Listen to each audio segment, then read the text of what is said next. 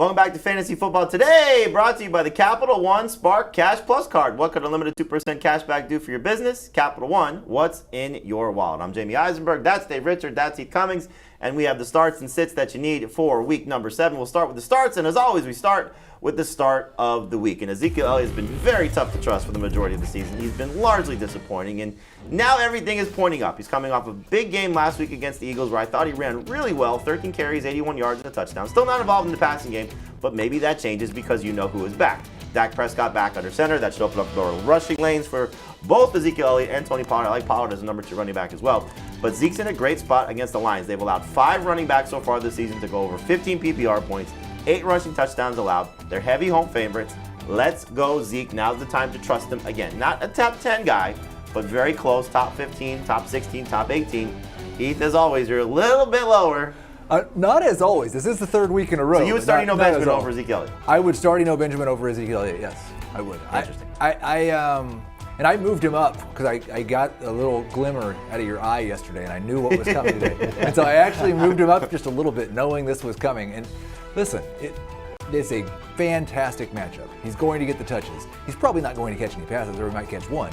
But he's also had some games where he looked really bad this year. So I just have a little bit of hesitation. It's a little bit encouraging after what we saw from him last week. I thought he looked pretty good last week, all things considered. And I think the change in quarterback could change the tune of just how many targets he gets. I think that's an advantage that he has. You mentioned the matchup. Detroit's terrible on defense, and they're coming off a bye. And that offensive line for Dallas, playing better? Playing a lot better than the last time Dak Prescott was on the field. So I like it. I like that he's the start of the week. I would absolutely start him ahead of Benjamin. Sorry, man. That's all right.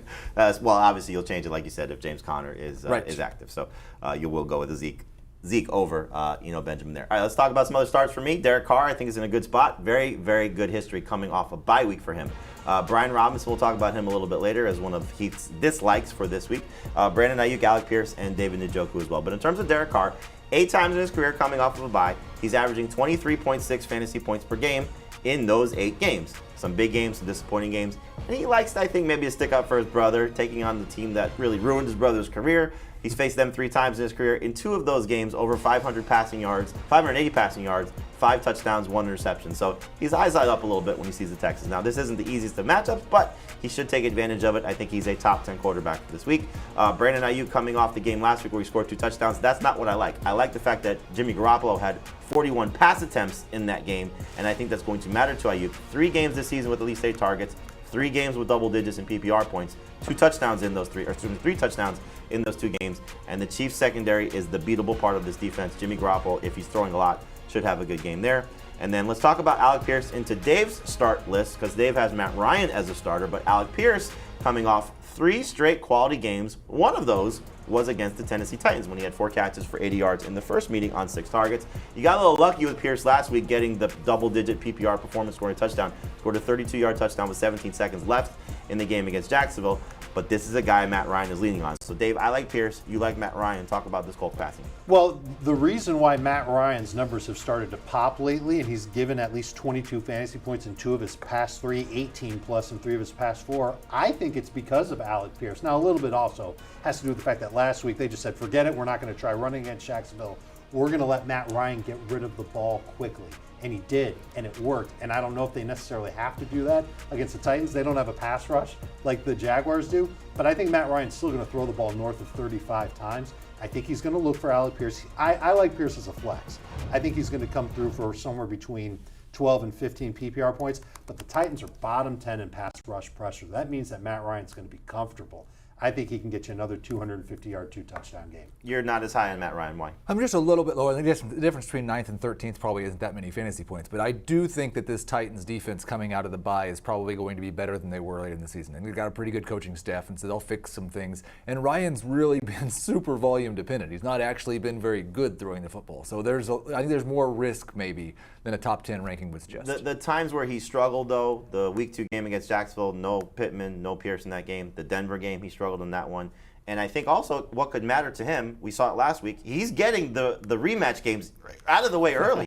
And so better the second time against Jacksonville, again, had his weapons, maybe better than the 22 points that he had against the Titans earlier in week number 4. So interesting there. All right, you have Travis Etienne, Deontay Johnson as starts as well. Is it time to buy into Etienne as the guy in Jacksonville's backfield? Dude, he's averaged 8.6 yards per carry last week, 7.85 yards per carry in the past 2 games. He scored at least 12 PPR points in each of his past 2 games. He has 12 or more touches in his past 2 games. And the Giants couldn't stop Kenyon Drake last week. They ranked 3rd worst in rush yards per carry allowed. They have 28 missed tackles on the season. That's terrible. If there was ever a time for the Jaguars to let Travis Etienne get close to 60% of the snaps, this has to be it. James Robinson might steal a touchdown. That's always possible. But I think Travis Etienne's been electric. I'd like to see him keep it going. He's a number 2 running back for me. I agree. It's time to, I think, maybe look at the changing of the guard, that Travis Etienne is now the better of the Jaguars' fantasy options in that backfield. Deontay Johnson, this is a good opportunity for him. I got a fun stat for you if you don't bring it up, but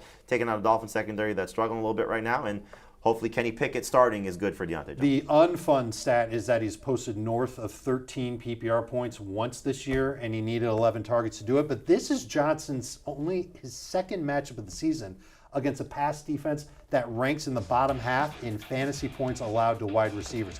He had that big game, big for him, I guess, 16 PPR points against Cleveland. The Dolphins are tied with the Browns for giving up the 10th most fantasy points to wide receivers, and the Dolphins 15 or more PPR points to both top Vikings wide receivers last week, 14 plus to 6 wide receivers in their past 5 games. The receivers that get volume tend to do well against the Dolphins. I think Deontay Johnson gets it. Yeah, it was actually 13 for Thielen last week, and there's now 6 receivers he had a 2-point conversion. he only got 13 PPR points in the stat book. 6 receivers that have 7 or more targets against this Dolphins defense. All 7 have scored 13. 6 receivers, 7 or more targets. All 7 have scored at least 13 PPR points, including Thielen and Jefferson last week. All right, let's talk about your starts, Heath. You got Tua Tagovailoa in that same game. Raheem Mostert, Jeff Wilson, Alan Lazard, and Josh Reynolds. Talk about the Dolphins. Is Tua now back as a must-start quarterback, and is it time to trust Mostert as a number 2 running back? I don't know if on a week-to-week basis it is, but I do think the Dolphins have the 5th highest implied total at 26. They're actually implied by Vegas to score more points this week than the Kansas City Chiefs, and I just think maybe we don't know how good this Dolphins offense is going to be quite yet. They are number 2 in the NFL in passing yards, despite the fact they've had a lot of games with Skylar Thompson or Teddy Bridgewater playing. And they've scored they have the 8th most yards overall. So I just think that this might be a game where they score 30 points. Tua announces himself as a true difference maker at quarterback and is just a must-start guy the rest of the season, as long as he stays healthy. I think he's worth starting. It just depends on who you're comparing him to. Mostert, I think, is kind of a little different conversation. The thing I'm curious about, and this is a credit to Mike Tomlin, he frustrated the hell out of Tom Brady last week and did it with the secondary not being there. And now the secondary should get healthier. Will he frustrate Tua, who might not have Teron Armstead there, even though no TJ Watt on the other side? So I think Tua is a good start. I don't know if he's a great start. Hopefully, though, we get one of those ceiling plays for him, not 50 fantasy points, but certainly north of 20. Mostert, what's the confidence level for him? I think it's going to be a good second half for him because I think they're going to put up a good bunch of points, and I do think that Pittsburgh will be playing from behind. So it's not a high confidence. There are probably 15 running backs that I like. I think Ken Walker might be RB14, and that might be the last one that I really like this week. Should be but 15. He's in that Get range. Zeke there. Zeke, he's right in the same range as Zeke for me. I think you're going to see somewhere between 12 and 15 carries, probably catch one pass, hopefully gets in the end zone in the second half. Why going back to Jeff Wilson? I think we just all see this Chiefs-49ers game a little bit different. I don't think the Chiefs are going to blow the 49ers out. They're 2.5-point favorites in this game, and I don't think the 49ers are going to throw the ball 40 times unless they're getting blown out. They've not thrown the ball more than 30 times all season long. So if this is a close game, I think we'll see Jeff Wilson's rush volume go right back to where it was, Jimmy Garoppolo's pass volume go right back to where it was, which is why I'm higher on Wilson, lower on Ayuk and Garoppolo. Offensive line concerns, though, for the 49ers, and the secondary's beat up a little bit for the Chiefs. I hope you're right because people have been relying on Jeff Wilson. As you see here, this, I think, for me, speaks to what you were talking about, where the running backs are. Like, I don't necessarily want to trust Jeff Wilson, but I do think he's the best running back in this game. We'll see just how things. The thing, honestly, that also worries me is the fumble. You know, how much could that potentially come back to haunt him, because he didn't get a lot of work. Score mattered in that game against the Falcons, but you know, I wonder if he does get punished a little bit with Tyrion Davis-Price and maybe Tevin Coleman taking on a little bit more work there.